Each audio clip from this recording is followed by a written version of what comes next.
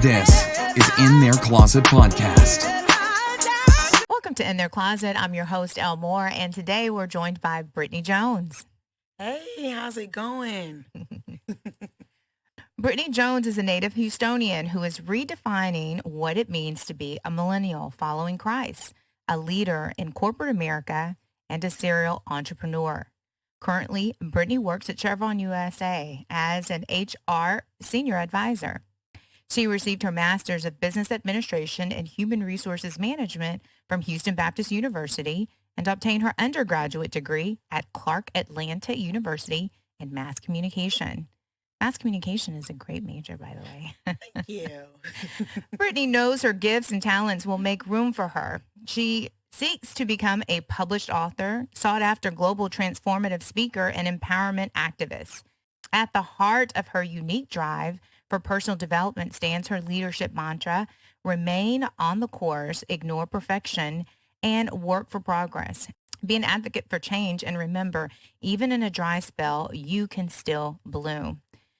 Through expanding the success of EVO Cosmetics, Britney created Bestfriend and Faith Foundation, an empowerment foundation that helps women improve the quality of life spiritually, mentally, emotionally, and physically. Britney enjoys helping others find their why, their purpose, and shift their mindset to expect more out of life. Through Bestfriend and Faith, Britney is building a community created for women for all walks of life to safely heal, grow, and become the women that they are destined to be. Britney serves as a catalyst through BFF to help other women in shaping, transforming, and guiding themselves towards their desire for more. Welcome, Britney. Thank you for having me. It's so nice that we finally connected because you and I have been trying to do this for quite some time. Yes. And I feel like it was God ordained. For sure. The time is divine. You and I met, I think at the top of the year. It was. Crossed paths and didn't even realize it when we started working together in this particular juncture. So I feel like it's meant to be. But more importantly, I want you to tell us about Bestfriend in Faith. What an amazing concept. Thank you. I feel it's right on time. And I want to know how you came up with this. What is the motive behind what's driving this right here? Well, thank you. First, thank you for having me. Absolutely. BFF. Why BFF? Well, so it really steers from, we won't have enough time. But as a little girl, you often go through life just, evolving, right? But you're not necessarily evolving in not saying the right way, but is it the way that God had initially ordained you to be? Like, are you becoming the woman that God initially created you to be while you were in your mom's womb? And so for me, I always felt like this void. I always felt like an emptiness coming from only a child on my mom's side. I'm the baby of 8 on my dad's, but I grew up by myself. I grew up the only child. And so I always felt like, my friends have sisters or brothers or whatever the case may be. But I always felt like, it was just me and my mama. Yeah. Now, me and my mom, that's my girl. Yeah. But it was just always feeling like, man, I've accomplished so much, but am I where I'm supposed to be? Am I where, or am I who God called me to be? And so it was through just, years of questioning and wondering. In May of 2020, I was on a call with a friend. She actually called me about, being in her prayer closet and how God just laid me on her heart. Mm-hmm. And my undergraduate degree is communications. So, of course, PR, marketing, branding, Yeah. that's what I do. And so she was starting a business and she was just like, I really want you to help me. And just, and she was saying how she was reading some scripture in the Bible. And through that conversation, literally, God started speaking to me. I can remember sitting at my desk at home because we're in the pandemic, of course. So we're, don't have anywhere to go. And I'm writing in this journal. I actually brought it with me because it reminds me daily of my why. Yes. And so I was writing and I was just doing sister in faith, bestie, sister friend. And I was just like, Lord, what is this?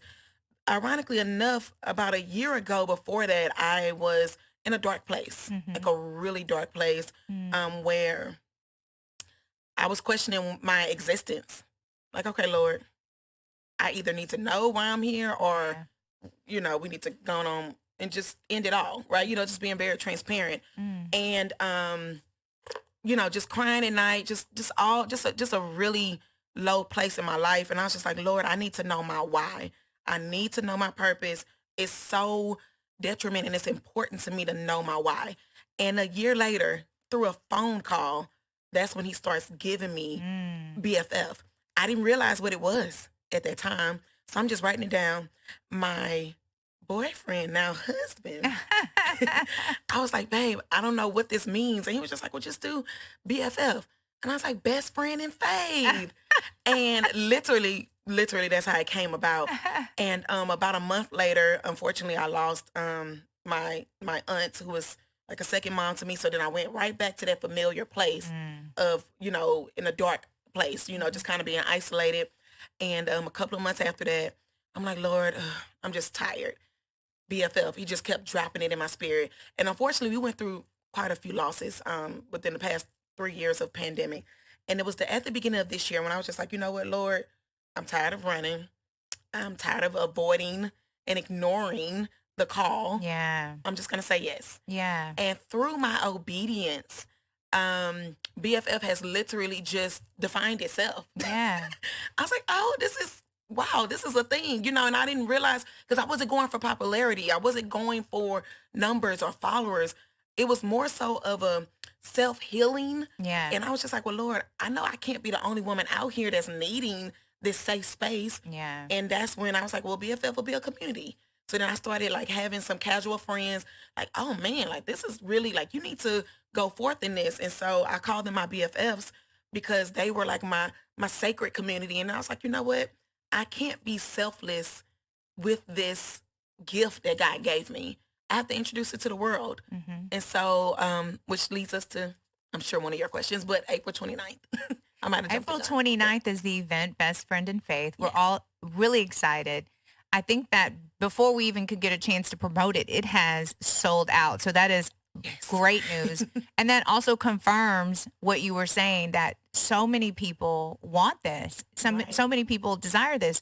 Your story it resonates with me so much because it sounds so much like the reason how this podcast started, but when you were saying you were running from it, I thought about Jonah. And a lot of us do that. When we have this calling, we know God is telling us to do something, but we're afraid of the calling. Yeah. We are afraid of, what do we have to give up? What are we not going to be able to do anymore?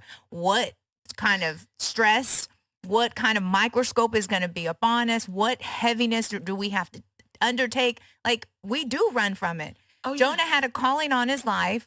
And God told him to go do something. He ran and God put him in a well. We have shared that sentiment on the podcast so many times because a lot of people run from their calling.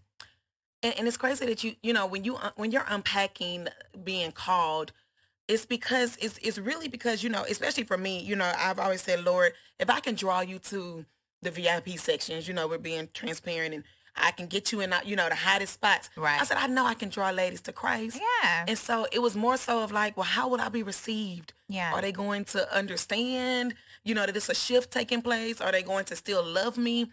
Because in my mind, I'm still Britney, but in all actuality, like, he is changing me because my desires are not the same. And sometimes when you're called, that's what you're running from, because you already see where you're supposed to be. You already see it. Yeah. I am, during the pandemic, we're all isolated during that time. Mm-hmm. And I just was like kind of clearing out, kind of decluttering. That's what I like to do. I'm an organizer. I like to declutter. And I started evaluating my friendships and becoming more intentional. And I had a girlfriend in New York, and she's always been known for her ministry, which is being saved and fabulous. It's about God, but it's also about fashion. Mm-hmm. And so her and I were talking, and I said, you should come to Houston. And over time, and I guess it's been about 3 years now, and she's been on the podcast too. You guys know about Terry and Phillips. But Terry Ann came, and we were really able to begin to walk more in our walk with God. What we loved about each other is that our walk with God was not perfect. Mm-hmm. Whereas I was raised in church. So being raised in church, being raised in hellfire, brimstone type ministry, non-denominational, you had to be perfect. You had to be right. Yeah. Your nails couldn't be done. Your hair, you couldn't be braided. You couldn't wear makeup. You couldn't have any fun. Okay. No And pants, so, no red lipstick. Listen, I know. right. So I went from one extreme where I couldn't do anything to now I have long hair, red lips. I'm doing everything they didn't want me to. But my heart didn't change. My love for God didn't change. The outward appearance changed. And I wanted to find people who were fashionable and loved fashion like me, but also loved God. Terry Ann came into my life. She moved to Houston, and it really allowed me to let down my guard about my love for God, but to have friends who understood, like, listen, I love God, but I listen to Drake. Like, Yeah. and I love what you're doing because we need best friends in faith. We need people who hold us accountable. We need to be able to talk and have scriptures, and we need to be able to say, hey, girl, I failed today. That's you know, we confess our sins to Christ, but we need to be able to have realistic conversations with our girlfriends like this. And that's what BFF is. It's like, you know, when you're going through life situations, whether it's good or bad or in between, you call your best friend. And so like the whole concept of BFF is just to understand, like, you're still human. We're still women. We're still becoming. We're still on this journey and whatever that looks like. But I need to have someone that's going to be my accountability partner. That's my safe space. So if I have a business idea, instead of you saying I can't do it, you're giving me, you're referencing scriptural context, right? That actually backs what I'm saying. Right. And you're in the wood with me. You're doing it with me. You're grinding with me. Because my theory is when God elevates me, because he will, he's going to elevate those around me. Yes. And so because I want to genuinely see you win, you can't help but come on with me, because we're in this together. Yeah. It's not a one-man show by any means. I love that you're building up a community of women and you're encouraging women, like, let's link up, let's work together, let's grow together. I love that you're doing this because a lot of times that's not always what happens. Yeah. Let's talk about that. Let's talk about it. So you're talking to someone that, again, only child, was really close with her boy cousins because all of my girl cousins were older. Check. So, yeah, right. So, of course, I'm naturally, going to gravitate to boys. Right. Check. I go to college. All of my best friends are males. Right. And then, you have all of these sisterhoods and sororities and of course, back in college, it's sometimes a little catty. So it doesn't necessarily encourage you to want to be a part. Right. So I became this woman that didn't do women. Yeah. Let's talk about it, right? Yeah, let's talk about this. Right. So I was a woman that didn't do women. I was like, I'm good on that because I've always been, we're talking about fashionable. I've been in church my whole life. And so, being saved, fashionable, I love to give people a hat situation, and my shoes is what what I'm always known for. But it's like, it was always like when I go around other women, it was like almost like it was like they wanted to compete, and I was like, I'm not trying to compete with you. I just like to dress up. Right. I just like to look nice. I just like my nails done, my hair, whatever the case may be. And so because I didn't do women well, it was funny how God gave me BFF that is centered around women. Yes. I'm just like, all right, Lord. Yes. And it required me to be vulnerable, right? It required me to shape shift my mindset to women because now this is my targeted audience. The same women that I was like, I don't think I'm interested are now the ones that I'm going after. And it's just sometimes even when you go back to your purpose and when you're called, it's like God, it's not necessarily what you envision. Like me, I'm like, okay, I'm good at communication, so I'm gonna have a radio show, TV show, whatever things are, podcast, right?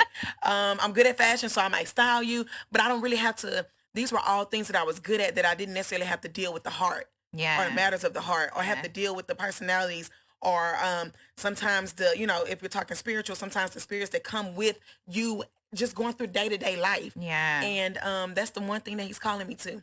And so my purpose finally through BFF is literally to help you and help aid you to your purpose. Because I don't want women out here not operating in their true calling for God, or with God. I don't want them out here being lost and confused and just wondering my why, because I know what it feels like. Yeah. And that's why God told me I was equipped. Yeah. You know what? It's for someone who can join a sorority or have best friends or easily gravitate to women, this might not make sense to them. Like, why did you have a problem? But I gravitate to women pretty easily. I love women. I grew up with sisters, but even still, it wasn't that I had a problem with women. It felt like women had a problem with me. Don't sit too close to my boyfriend. You sitting too close in the hookah table. Like this is me right now having to deal with these things. I did get to a point where I was like, you know what? I'm going to deal with women from a distance because it came with so much animosity, and I'm like being my friendly, bubbly self, and I'm fly, and that's a problem too. Like all these things that I'm thinking are like helping me, I felt like were hurting me, and I had to take a step back. I did pray and say, God, like bring someone around me that I can trust, that I can talk to, that I can trust with these thoughts, and that will pray for me. Like I'm having a bad day. Like, Lisa, hold on. Let's pray. Like you don't always get those kind of conversations. And so this is the concept behind what you've developed. And you weren't the person who had like all these friends. You were the person who said like, God, this is a need that I have. And God put that in your heart for such a time as this. Yeah. And it's weird because people love me genuinely because I am nice, I'm bubbly, and, because I genuinely want to see you win. So it comes off authentic. Yes. But it was like, sometimes it was just, like I tell people, the very thing that worked against me, which was my authenticity, my transparency, you come to me, I might not polish it the best way. It might not sound pretty, but it's true. Yeah. And it's authentic. Yeah. Now it's working for me. And I honestly have credit to thank social media because of like, the world that we live in of, the fraudulent relationships and just unauthentic. Yeah. No, I can't say it. Right. Inauthentic. There we go. That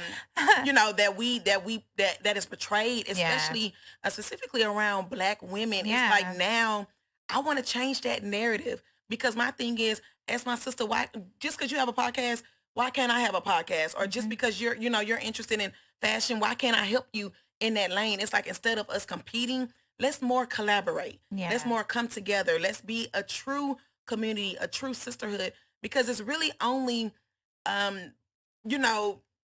it doesn't matter. Like a lot of the stuff that we focus on, it's not even relevant. Yeah. If we can just be the best version of ourselves, it's not going to matter to you that another woman comes in that's fly, dresses nice, sits too close to your husband or your boyfriend. It's going to be irrelevant because one, you're confident in who you are. Right. You know who God has called you to be. Right. And you are becoming the woman that he has that he thought of you when you were in your mother's womb. Right. So it's like all of that, it's not going to matter. And then once you betray that confidence and you build this community, which is, what BFF is all about, then we start building a community of women that are okay with collaborating. They're okay with being their authentic selves. And they don't have to worry about it, Last month was Women's Month. Yes. Women's History Month. And I was invited to so many different events and loved supporting all these different events where women are encouraging each other to support each other, promote each other, be there for each other. And then your event, it comes up. But look, you see how God's timing is. But one of the things that I would rally around like all month of March, being around these different women, is I begin to tell the women like, listen, we're meeting all these women, other women have businesses. The first thing that I want us to know is that we don't have to be friends with everyone in order to support them, in order to show them kindness, in order to show them love, in order to like a picture. Like I don't know who Gucci is, but I support the mess out of him. So we don't actually have to have a personal relationship with these people to co-sign when we see a woman doing something. It's nothing to repost that in our story. It's nothing to go and double tap and like that. Being authentic of who you are doesn't have to require someone's bio. Now you're in PR, you went to school. We know that knowing someone and reading their story definitely helps, sells the brand, sells the product, because you can identify a lot more. Right. But also at the same time, a stranger on the street, we can say hello as women. We can say, girl, you look good. I love your shoes. That's it. We can say, where'd you get those shoes from? I got these shoes from X, Y, and Z. Because even though you'll wear the same shoes, you may not wear them the same way that I do. There's nothing wrong with supporting another woman. And we have to understand that. It's nothing to say hello, hi. It's nothing to repost. It's nothing to like. It doesn't hurt us to support someone else. And we don't have to be best friends in order to support people. No, I agree. I actually have a shirt. I found it at Walmart. But it says, empowered women empower women. And of course, we've been seeing that around forever, right? But it's like it registers a little different for me now. And it kind of, connects with what you were saying. Because my thing is, if I see a beautiful woman, and I actually, you love compliments, right? When someone's like, oh, yes, you're so pretty, or you have a beautiful smile. And it's like it was one day I was in the store and I was just laughing at something. I was on the phone and very random. I have no idea. I don't even know where this woman came from. You have the most prettiest smile. And I was just like, thank you. And it was like, even though I was having a rough day, I probably was, on the phone with my best friend, like, just going in, having, a little bestie talk. And when she said that, it just made me stop. And I'm like, man, if it was more women like her, that one small little comment or compliment could really make or break a person's day. Yeah. And that made my day. And I was just like, man, thank you. And it just reminds me, like, now I go out of my way, right? So if I see somebody fly, or if they're getting out the car and we're heading into the building, listen, me too. You are feeling it, honey.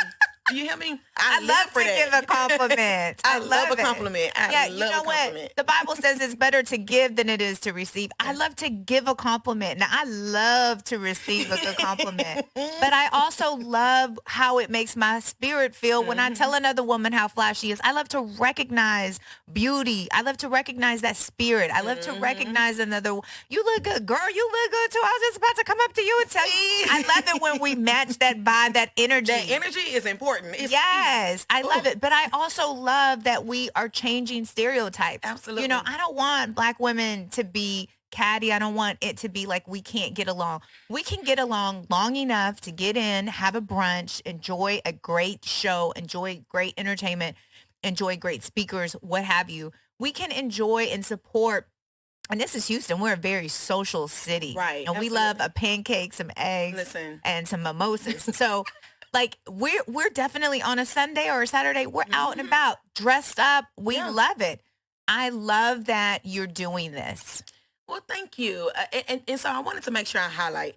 So I'm churched, right? I'm a church girl. Yes. But this is not a church organization. Right. The reason it's called Bestfriend in Faith is because I'm the owner, or the founder is faith-based. Yes. So everything that we do will reference God because he is the source of it all. Absolutely. But I want to make sure that, women understand that I haven't always been, in this light. I've been in other spaces and I'm not saying that I won't go back. I'm not saying it's all about being balanced. Yeah. And so Bestfriend in Faith is like a community of balanced women.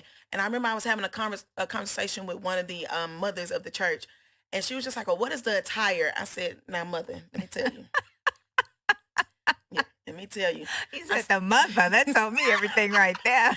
I said, so this is not a church event, okay? I said, so if you see women that, their shirts or their dresses are not to your length preference, we're just going to stay in our lane.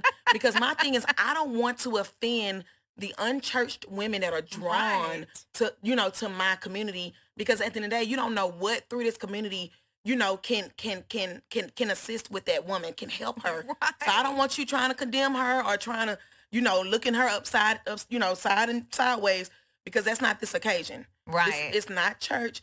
It is a faith-based organization because we love God. Right. But we are still women. My target audience are women in business or aspiring entrepreneurs. So my thing is we are, most of the time probably working a full-time job. We might be mothers. We might be, girlfriends, whatever, wives, whatever the case may be. This is a place it's a safe space. It's a needed space. So it's not for you to come in and judge, because that's not this platform. Yeah. And I don't want no parts of it. Yeah. I think that we have a lot of the churches that we attend have events specifically for us as followers, and when we go to those events, we fall in line Right. because that is a sacred space for that type of event. Right. But we also know that for events like this, we're trying to reach people who may not go into that space. Exactly. And we are planting a seed. The seed may not That's it. have any, we may not see growth for a couple of months, but the Right. seed has been planted. We know that that seed falls on good ground. That's it. So we want to continue to water that seed, check on that seed. We're not going to pull it up just because we don't see anything. We want to keep encouraging that seed to come on back. And soon a little bud's going to come. Yeah. And soon it's going to open up and we're going to start to see fruit from that. But for Absolutely. right now, having women come out is just being able to plant that seed. That's it. And especially because of, we're still coming out of the pandemic, right? So a lot, especially millennials, our generation, we've been comfortable on the couch or in the bed, watching service every Sunday, whatever the Yes. case may be. Oh my gosh. Right, listen, it was a situation. I've been bedside Baptist for a long time now. Well, yeah, I married a minister, so we're in the building. But, for the first 2 years, and so because we have some women who would probably never go back to a church. Yeah. And my thing is, I have to reach them regardless of the four walls. That's great. I love that point. Like, you have to reach them because Yeah. they still have a soul. They still deserve to know who they are as a woman and who God called them to be. My thing is, I'm referencing who God called us to be because he formed us he already knew who we were in our mother's womb. Mm-hmm. So my thing is, that's why it's centered again around God and who he has called us to be. But you still have a soul. You're still a woman. Right. You still have a need. You still want to feel seen. You still have, dealt with rejection or abandonment. We're going to deal with all of that. And it's not in the four walls because, again, this is not a church organization. It's a faith-based organization, but it's not, I'm trying to change the narrative of what that looks like. Like, I don't have to deal with your soul just in the four walls. Yes. And I don't also have to be an influencer or in church. I can be outside of church and still influence you. Absolutely. When you were talking to me about this, I was like, this is right on time because when I'm at work, I'm not walking around with my Bible, but I'm still, God is still there in me. Absolutely. And when I'm still, the way I carry myself, the conversations that I have, that I love God. If you listen to this podcast, the name of the podcast is In Their Closet. We talk about fashion, but we talk about how we feel on the inside and how that's displayed on the outside. So that covers a lot of things. But more importantly, I had somebody that I met in my office recently was like, you have a podcast. They looked me up. You have a podcast? Like, don't be looking me up. Looked me up, said, I heard a couple of episodes and I love that you guys were talking about God. And I said, the podcast is not about God, but it's me. I'm a preacher's kid. I can't help but to have those God conversations. When he comes up, I don't run from it. Right. When it comes up, I delicately walk on in there and have that conversation. So I feel like when it's who you are, it's going to come out anyway. Like, you know what? If you're going to go roller skate, okay? If you're going to go roller skate, when you dress up to roller skate, if you're a fashion girl, that's who you are. Right. Like, it's always who you are. And people are going to walk up to you roller skating or in the gym or at church or at work, loving your outfit because that's just who you are. Yeah. No, you're right. It's just who you are. And it's crazy because my friends, now that I'm launching BFF and, into, the women's empowerment and speaking and, transformative speaking and just all these things, they're like, but Brittany, that's who you are. You've been this way. And I'm just like, and it's crazy because I didn't necessarily see that, but it's like, Brittany, and they'll remind me of like situations we were in high school or college, and they're like, you've been this woman. Now you're just finally being bold enough for the world to see, and you're walking in it. But it's who you are. Like you are a church girl. It's who you are. You are a fashion girl. And they literally tell me this all the time. Like, or if I post something on social media or share my flyers, they're like, oh my gosh, Brittany, I'm so happy that you're finally accepting who you are. Yes. Walking in your purpose. Ooh, walking in your purpose. That's scary. So tell us about the panelists that you're going to have on the show, Brittany. Ooh, I'm excited about the panelists because, just going really back quickly on not going off of numbers. So for me, it wasn't about how many followers you had. Yeah. It was more about your content and just, through prayer, of course, I'm just like, okay, Lord, lead me to my panelists. Some of them just happened to be, the who's who of Instagram, but it really wasn't initially, that wasn't the plan. One of them is Danny Kelly. We actually have a BFF Her Hour tomorrow on our Instagram Live. But she is a powerhouse. Oh my gosh, I'm so excited to see yeah, what she's going to do on this panelist. Another one is Tiara Johnson. She is the owner of Girl Boss Suites, HTX, and she's a dream life coach, author. Another one is Kimmy the stylist, so she's going to touch from the fashion piece. So like all of the panelists. So then I also have a spiritual component of it where one of them is a minister, because I wanted to basically I wanted the panelists to then represent me. Yeah. You know, BFF. Like I needed someone that could speak from the fashion component, someone that can speak to the matters of the heart. I have a therapist, a mental health therapist, that is going to open up with the icebreaker is literally a mental health exercise, because we need to we got to check your mental. We got to check your pulse. Yeah. We got to see where you are. Because again, we've been shut off for almost 3 years now. And so I'm concerned about your mental health. Yeah. And then, again, the spiritual piece, of course. So we have a minister. We're opening up in prayer. We're closing in prayer. Yeah. And then we have the host is Just Fashion, Jessica Harrison of Just Fashion. Faith in fashion is her tagline. Of course, we have you. I'll be doing the red carpet. Yes, red carpet. I want to know what you're wearing. Yes, please bring all the things out. We love a good fashion brunch situation. And then we have Jamila Hingston, who is founder of Brunch of Girls, who is going to close us out as a keynote speaker. I like your t-shirt because it says Jesus, Fashion, and Therapy. Yep. And that is, I mean, it sounds therapy, especially coming out of a pandemic, really helped me. My company started to offer mental health days during the pandemic. I'm at home by myself working remotely, and it was me and my dog. And then some days I would go to my guy's house, but for the most part, I'm in that house. It was important to start to have conversations with my therapist and start to unpack a lot of things that I'd been keeping to myself, because there were conversations that I was having internally that were being defined outwardly, and I wasn't even aware of it. And so I love that you're picking up on, are you mentally healthy? Let's have that conversation, because you know what? If you want a best friend in faith, you got to be sure that you're not receiving what someone is saying to you. Someone could be saying something positive to you, and if you're not receiving it because you're not in a healthy spot, then you won't be able to hear what is being said. And honestly, that's exactly how this shirt came about.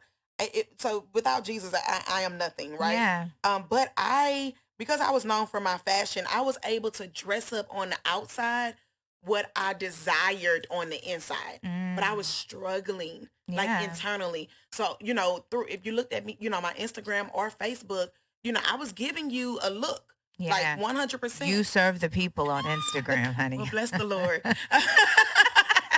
But, and I was giving a look, but internally I was like, I need some therapy. Yeah. I need some help. Yes. And so that's where the Jesus fashion and and at first I was nervous to put it all together, because I'm like, will people understand it?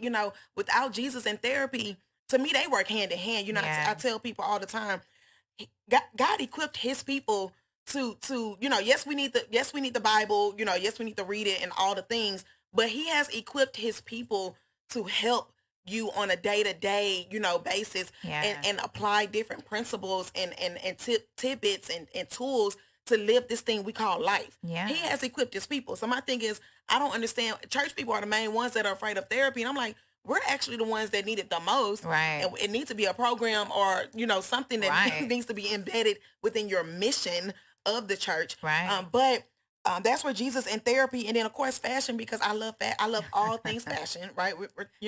It's a thing for me. And so I was like, okay, so this represents me. And then every time I wear it, they're like, oh, cool shirt. And I was just like, okay, let me put my BFF logo on there, and this is going to be, some merchandise, huh? Get into it. And when it comes to therapy, the Bible says that so a man thinketh, so is he. So is he. And it's so important of how we're thinking. Now, I know we want to think like Christ, but we still have things that we are putting on. If we want to put on that Christ flesh, if we want to put on that man, we also have to identify what the thoughts are that we're taking in. And having therapy, thank goodness we are in a place where it's open. That conversation is now being openly had. It's not something that just a certain race of people have. Because I remember my school teacher used to talk about she was going to therapy, and that was like years and years ago. Yeah. Now we're openly having these conversations because therapy is important. And some of us have gone through things and we've been holding on to them, and we'll take it to the altar and we'll leave it at the altar because that's what we were raised to do in church. Take it to God in prayer and leave it there. Lay that old man down. But guess what?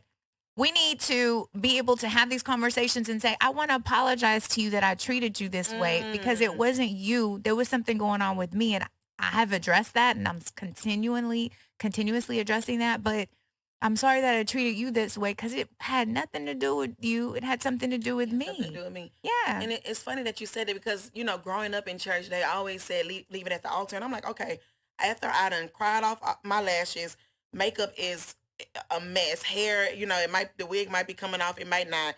Then what? Right. And my thing is like, okay, we left it at the altar. But what am I supposed to do when I get home? Because them intrusive thoughts are still, they coming right on back. They come right on back. They don't wait, especially when, when the enemy knows that you're called. I feel like sometimes it attacks Even you more. even more. Yes. And so that's where the therapy is so important. That's why, again, it was mandatory for my event to have a mental health therapist. Yeah. It wasn't, and the thing I love about her, she is a spiritual counselor with the expertise in mental health. And then she really highlights couples and women. Yes. And so I was just like, I feel like she was she embodied. Her name is Cassandra Barkley of Cope Inc. Counseling, but she embodied everything that I wanted for this particular exercise. And I was just like, oh, you're the person, because again, I want the attendees to know I'm so intentional about your well-being and about you becoming this woman that I'm coming full. That's it. I'm coming full force. Yeah. And I'm not holding back. This mental health therapist is going to be on site, and she's going to be accepting clients, whatever the case may be. We got to check our mental. Yeah. Because I can't be the best version of myself if I'm still the little girl, at 11 years old, still dealing with whatever issues that I never healed from because I was afraid to talk about it. Yeah. So, yeah. I want to kind of shift a little bit. Okay. I have some stuff that I've saved in Instagram that I'm going to throw at you, but I want to kind of piggyback on what you just said. I think it's important that we are becoming first people who are able to hold each other accountable, people who are able to have relationships with other women, because having relationships with other women builds your confidence, Absolutely. but also allows you to see someone else empathetically. You're able to, even if you don't identify with some of the things that they've gone through, you can empathize with them. Right. And that changes the way that you evaluate every woman. Every woman is not like you, but it gives you an opportunity to have compassion. And also, when we start to build relationships with our girlfriends, like when we apologize or when we hold each other accountable, girl, I know you can do better than that.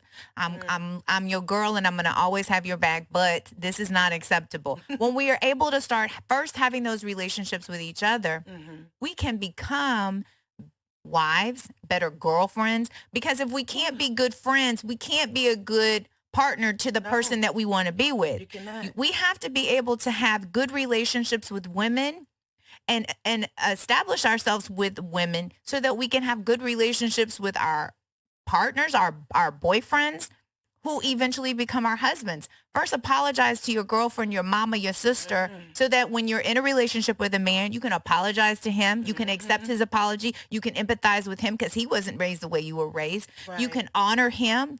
And you can also, relationships in general, this is giving us a chance to kind of take a step back and see each other so that we can start to become the people that we want to be. That's it. See each other. And that I want women to know that I see you. Yes. You matter. Because for so long we have been in a position where we have, especially these past 3 years, we've been hiding behind a screen forever. Yeah. So it's like now I want women to know, like, I see you and you matter to me. And I genuinely want you to be at the best version that you can be. So I'm coming for you. Right. So what you got for me? So So I have a couple of things that I want your opinion on. This is I want to start directing some of these questions in regards to friendship with women. We're kind of speaking to women about the importance of friendships Mm-hmm. and becoming that woman, but there's a reason for this, y'all. I want us to be able to respect each other regardless of whether we're best friends or just acquaintances. Mm-hmm. So this says, birds of a feather don't flock together. When you've grown and you got your own mind, you can hang around any group of people and still be yourself, still have your own self morals and values, and still stand on them with no problems. Normalize different vibes. They truly feel good. I'm going to say that again. Birds of a feather don't flock together when you've grown. That's the first line. Now, how do you feel about that? Or do you want me to go first, or do you want to go? Do birds of a feather flock together when you're grown? Ooh, that's tricky. And you got your own mind. You can hang around any group of people and still be yourself, still have your own self morals and values, and stand on them with no problems. Normalize different vibes. They truly feel good. What do you think? Oh, that's tricky. It is tricky. Ooh. That's why I wanted to ask you. Because a part of me feels I probably would have to disagree with that. Only because Yes, me too. Okay. spiritually, because birds of a feather, if you're on a track, right? Like say this, I hope this is explaining it well. So we're both business owners, right? And we're both, on this path of, becoming the best version of ourselves. Honestly, when you're honing in on that, and when you are truly tunnel vision on making sure that you and whoever is around you is on the right path, it's like your desires change. Like you don't have the same aspirations, or it's like it doesn't intrigue you, certain things. I'm like, well, I'm not really interested in that anymore because my mindset is on something different. So my thing is, I would have to agree with the birds of a feather not flocking together or whatever it is because we're grown. Yes, we are grown, but that's why it should even be more Right. of a reason why you should hang around those that have the same ambitions and goals and aspirations, or it might not look the same, like you might be, you're a podcast owner and I might just, do women's empowerment, but we have a commonality here. Yeah. We're wanting to be the best version of ourselves. We're wanting to, just become a great example for other women. So my thing is, I wouldn't have the same interests of other women that's not on that same path. So it's like, it wouldn't, I don't know. I would have to disagree with that. It wouldn't. I definitely disagree with it. The Bible says evil communications corrupt good manners. I got these all day long. I was like, I didn't know we was going to hit. Right. I'm like, we can hit them there. But I was like, that doesn't, Yeah. No, but that was one of the scriptures I used to have to memorize when I was little. That was one of the scriptures. So that's the first thing I thought of when I read that. But I think to myself, because my intentions are good. Right. And I don't go in thinking, and sometimes that hurts me. Sometimes my son told me the other day, Mom, you be so green sometimes. Sometimes I'm a little naive. Yeah. Sometimes I'm thinking like, what would Lisa do in this situation? No, they would never do that. And my son is like, yeah, they absolutely would do that. Mom, chill out. So I have to definitely evaluate certain situations. And even though I wouldn't do it, I cannot put myself in a position where my morals could be compromised, or anything that could be seen, or the appearance of that. And I do struggle sometimes because I don't want to judge anyone. I'm not judging anyone because I remove myself from a situation. I'm judging Lisa how Lisa could be in that situation. And that's not the best person for me to be. If that's what you're going through, I'm going to pray for you and I love you. But I know myself, and that's just not going to be the best person for me to be in that situation. It's crazy. Thank you for sharing that, because I struggled. We're talking about it. Let's talk about it for a long time, because again, I was that friend that, I was the one that was called to get in all the VIP, sections, or because I know everybody, right? Yeah. So I'm like, oh, Brittany, can you put me on? And, I was that person that, we turning up, okay? And it's like, because I've always been on this, again, I've been in church my whole life, but as soon as I accepted the calling and said yes, it's like my phone doesn't ring anymore. Mm-hmm. I don't get invited. Mm-hmm. It's like, oh, when I got married, oh baby, the world stopped. I'm like, so, Oh yeah. and it used to bother me. So I am Yes. the one that like, well, I wouldn't do it. Like, I mean, you got married, so like, what does that mean? We're still girlfriends. Like, I'm Yeah. not making it make sense. It doesn't make sense to me. My husband is the one that's like, yeah, like you need to like come to terms with the people are Yes. not people Oh anymore. my gosh, Like, Brittany. You know what? I was married for 17 years, and one of the first things, like whenever my girlfriends would get engaged, one of the first things I would tell them is, you're going to lose a lot of friends. And I don't think we talk about that we enough. do not talk about it But enough. you do lose friends when you're married. And I understand it now in hindsight, but it does hurt. It's a transition that you go through. But guess what? Please don't get divorced, because you lose friends when you get divorced. I understand how relationships work, but when you get married, you think like, these are all my girlfriends, Yeah. and you're in such a spot. And I know it's touching you right now. Why is this? Why are you feeling like this right now? I just feel like so it was at one point in my life that all of my friends got married. I was the single one. Mm. Yeah, literally. All of them got married. And Wow. I was the single one. I'm just like, Lord. One, I was just like, okay, what is it about me? Right? Yeah. You know, like, okay, when is he coming?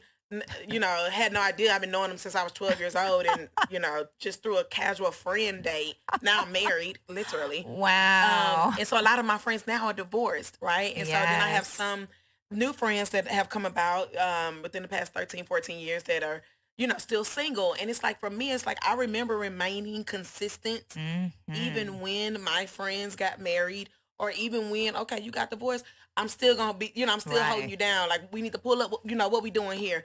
And it's like, now that it's my turn, it's like, not everyone, but it's just, it's different, you Yeah. know, and my married friends or friends that have been married, they all respect it because they understand. But it's Yeah. like, I was like, but I was the single friend and I still loved you, you know, and when we had times to hang out, oh, perfect, yay, you know, it's our time, but it's like I respected the boundaries. It's like I just feel like since I've been in this space, my friendships have just dwindled Yeah. almost. Like it's like, you know, it's weird. And again, not all of them, but it's just like, you know, it's just like for me, it's like, but I wouldn't do that. Yeah. You know, like I would still love you. I would Right. still be your girlfriend. I'm still available to call. Cause my thing in my mind, my last name changed. Right. I'm still Brittany. You know, like my husband is not one of them kind of guys that you gotta stay home. Like, I mean, Right. he know I'm up and Or going. he's a third wheel.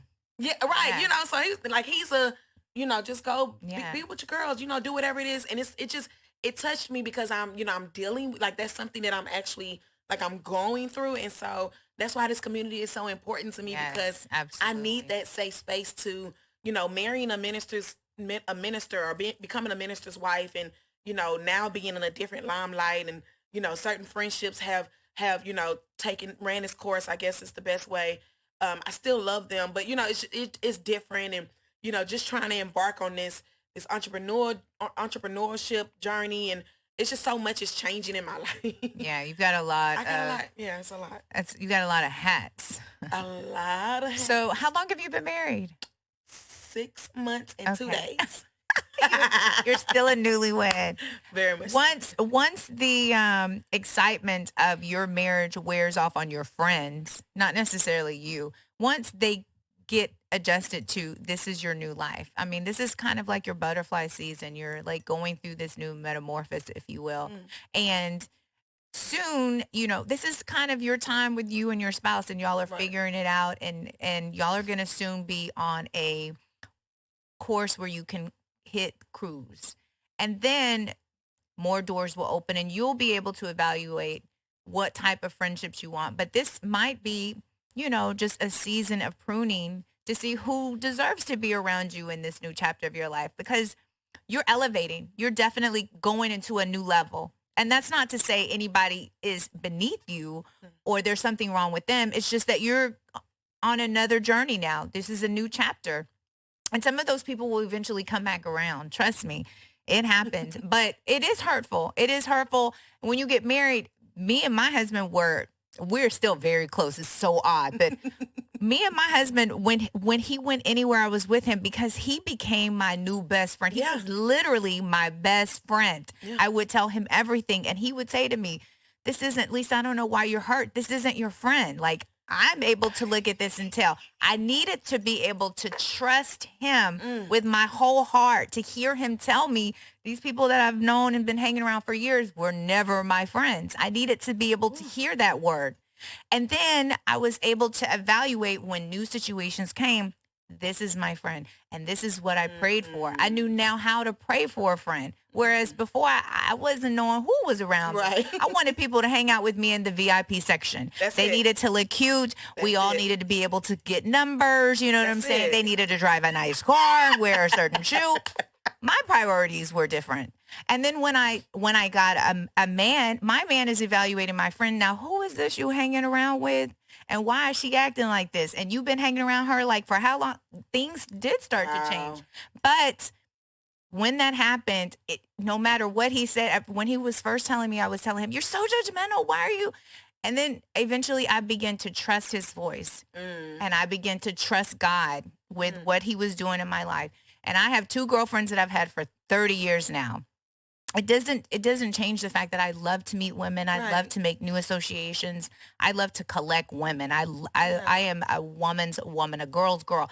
But that transition, you know, that pruning, it happens because you're where you're going. But, you know, God is going to replace what, you know, God restores whatever he takes times 10 and even better. And look what you're doing. You're putting everyone in a position so that us feeling that way that you feel, that hurt that you have felt, we're now going to be able to come and join together and make new connections.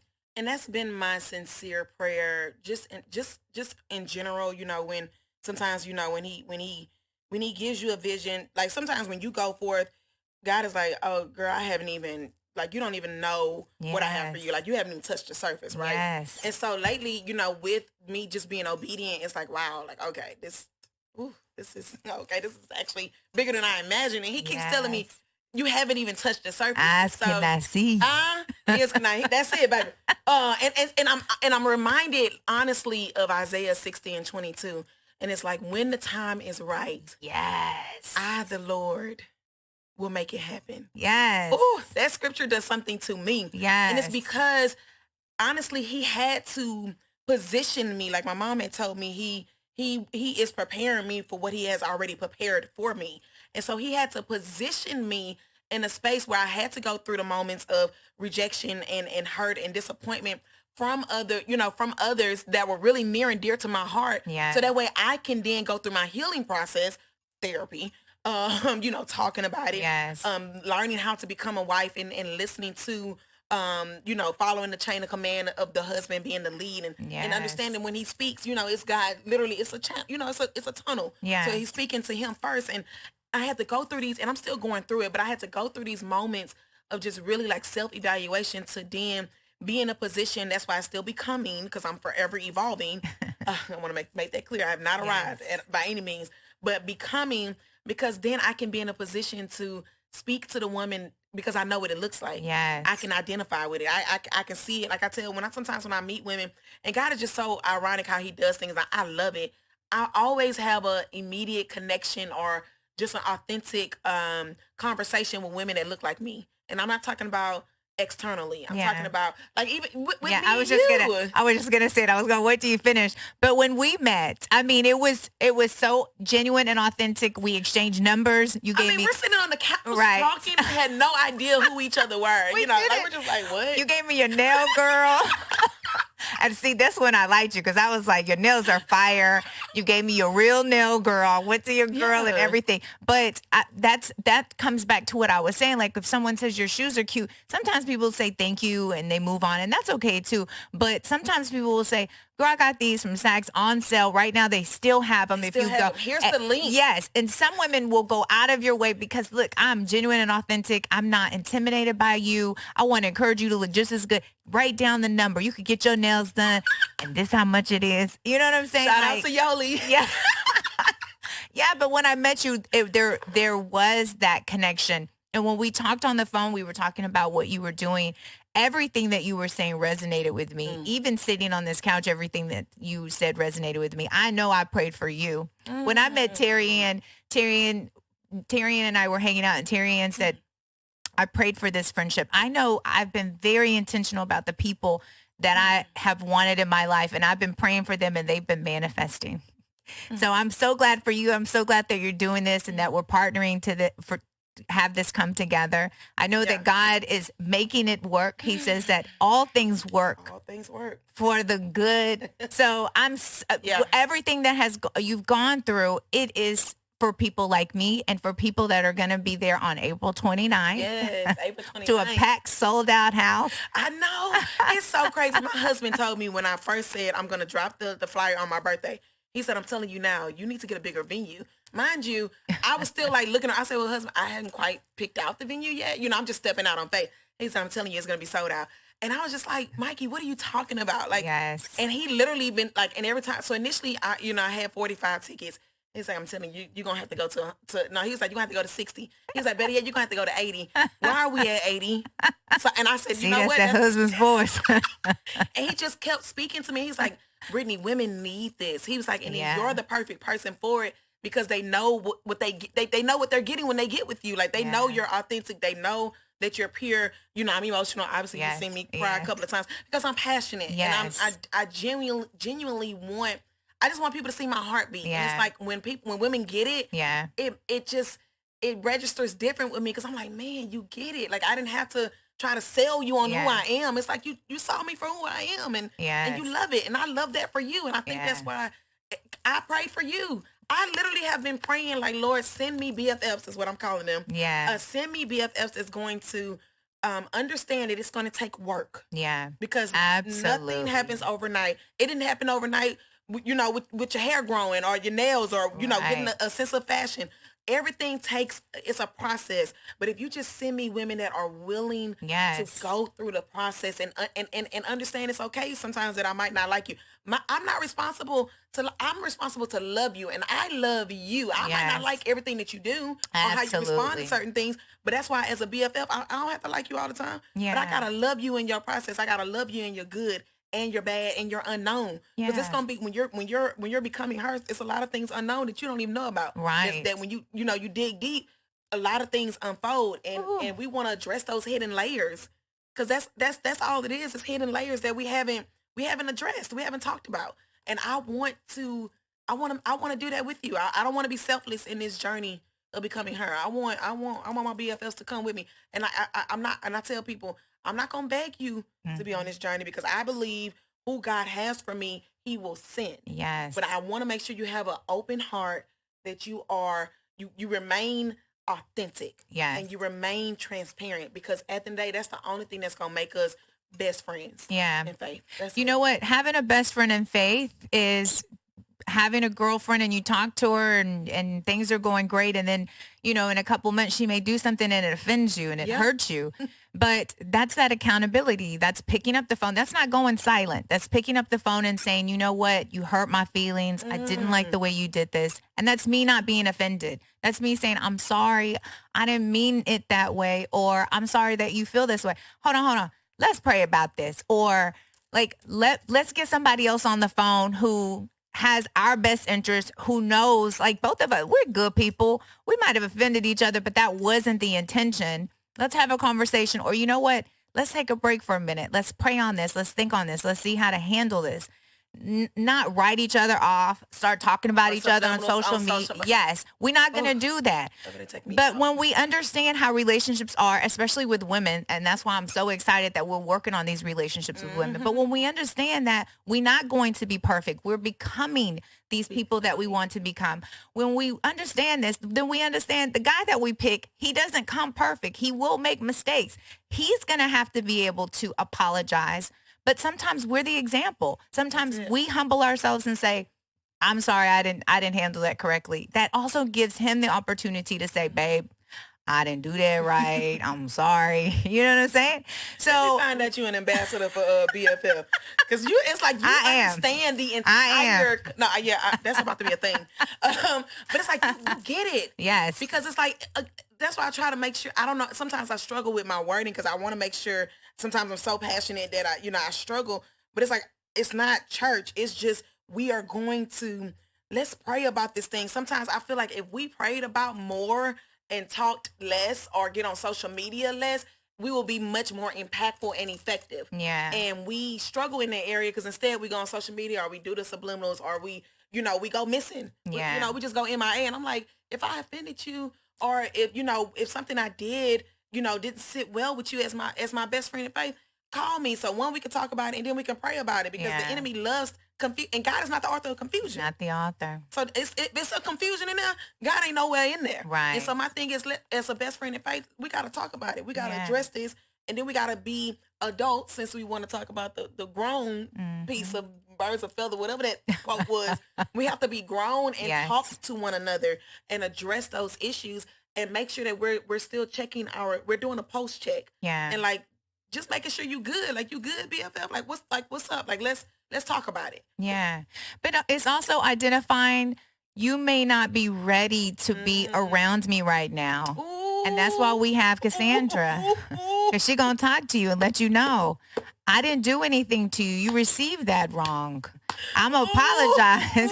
I'm going to apologize because I love you and our relationship is based in faith and God is love and I am love. But my sister, I'm not going to apologize every week because you keep receiving me wrong. You are helping me, okay? I don't know about the people, but you are helping me because that's where I struggle. Yeah. My husband, you and my husband, y'all must be, kindred spirits. But he was just like, you didn't do anything wrong. He's like, that's them people dealing with what they got going on. He was like, and you can't, because where God is trying to take you, you can't keep going back trying to save everybody because you want things to be right. He's like, sometimes you got to allow God to deal with them because he's calling you to a bigger community. He's calling you to women that need the best version of you. Yeah. So you can then go forth and do, whatever God has called you to do. Absolutely. So yeah, you are talking to me. Absolutely. We're going to be some buffers around you because we're going to have therapists. We're going to have all kind of people around you because, and we all need this. We all need buffers around us because we can't receive everybody. We can't be friends with everybody. And that comes back to what I was saying earlier. We can support everybody. We can definitely do that by reposting, sharing, saying, hello, how are you? Good to see you. We don't have to connect with everyone. We don't have to bring everyone into our intimate circle. And we don't have to be offended by everyone. We can also understand we're not at the same place, but I'm not mad at them. They're not there yet. There's some things that they have going on. And when we know that there is God there and we can see the God in that person, we understand that we're not warring against them. It's that flesh. It's that flesh that is going on. And those spirits that are in there, we understand like you are not mad at me. Right.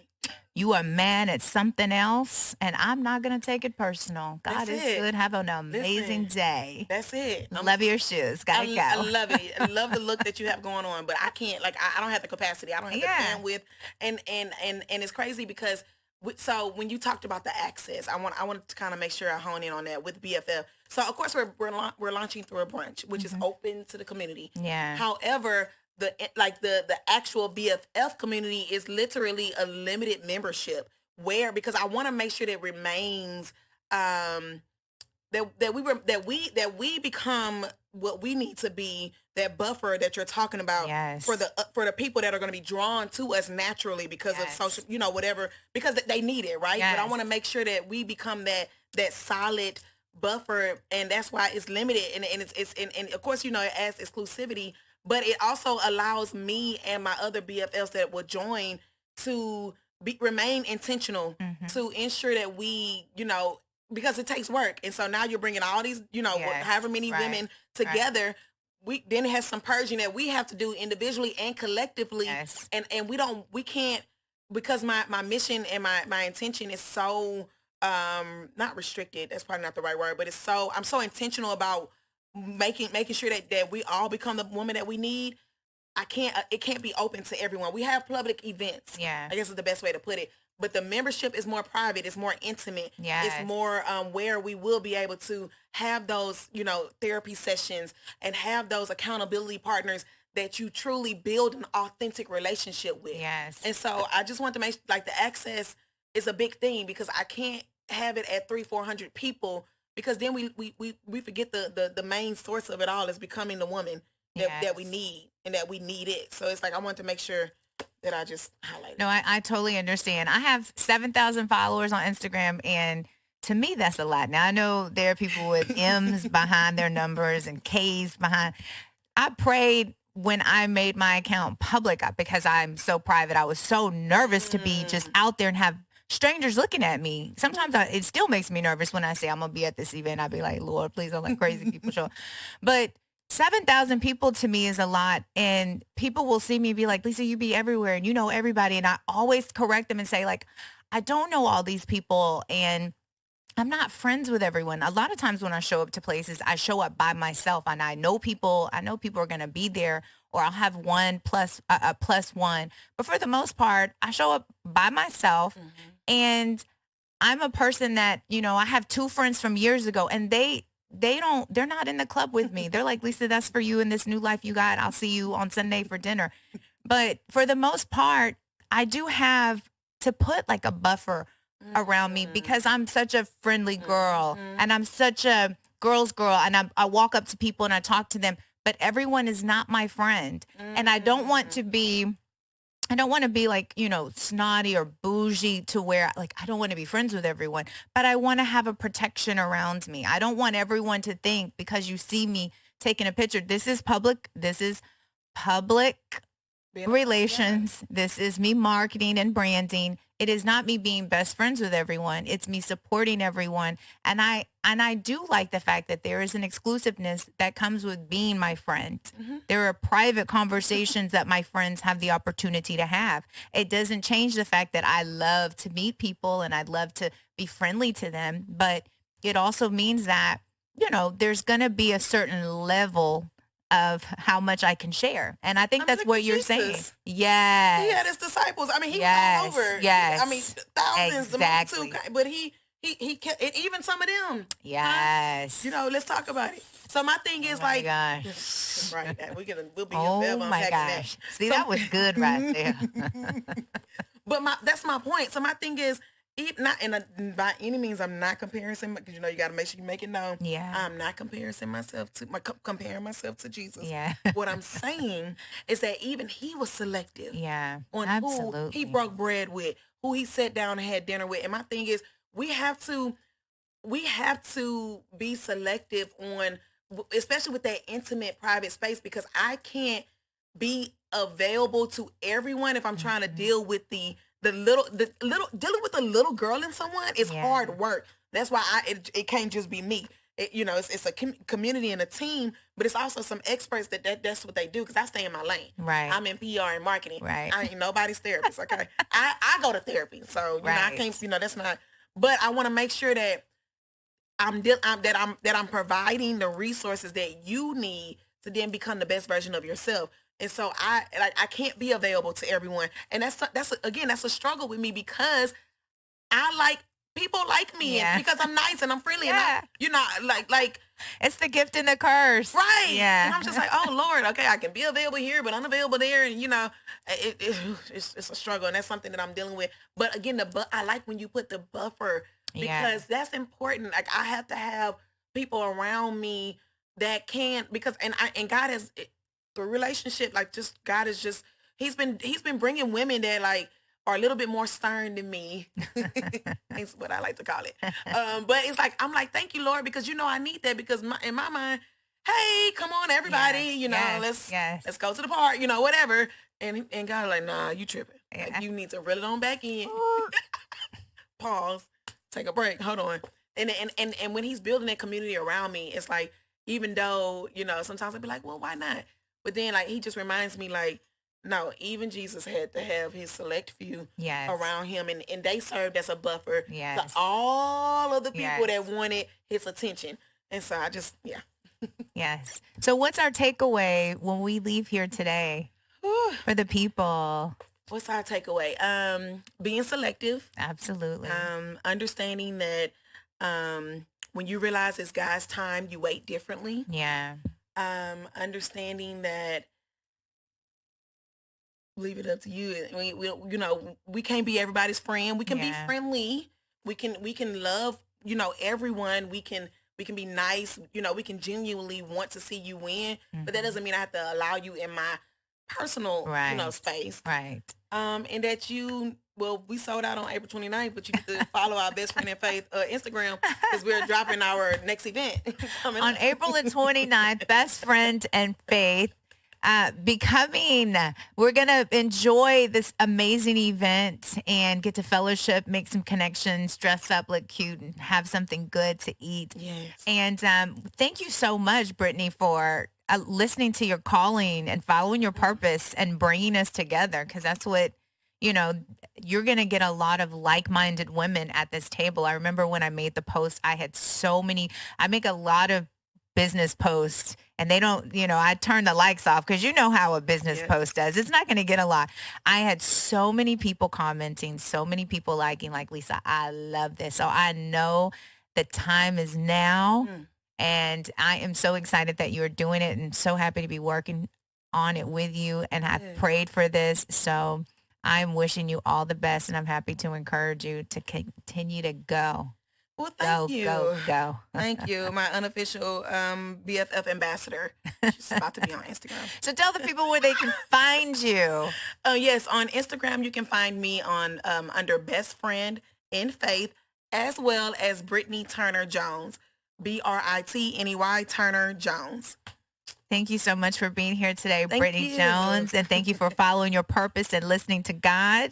Jonah running from that calling, but you're here now. So thank you. And thanks you guys for listening to us. We're back and we'll see you again. This is April. We'll see you again with another podcast next month in May. But thank you so much for listening to us today on In Their Closets.